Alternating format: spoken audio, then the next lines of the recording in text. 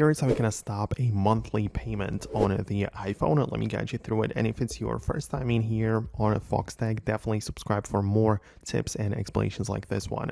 So, of course, it depends on how you made the payment and the subscription to begin with, but it's possible that if you open up the settings app and at the top of the list, when you go to your profile, like you see your name and the picture there, you tap this and you should find the subscriptions there. And if you made the subscription or monthly payment through the Apple payments, meaning that you used Apple Pay and like scanned your face and everything, then you should be able to see it right here. Like you can find the individual apps which you are currently subscribed to and you can manage the subscription.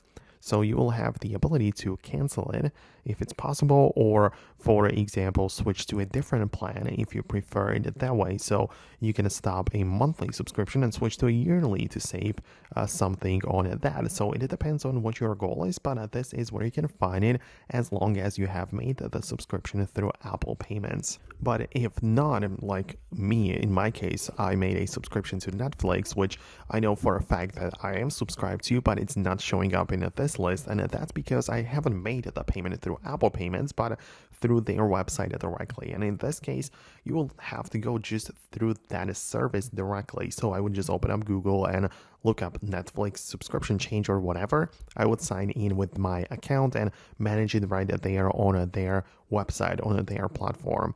Obviously, it's much easier to do it through the Apple payments, but if I haven't made the payment there, then of course I can only do it at the official website of that service. So yeah, the process would be similar, but that's how it works.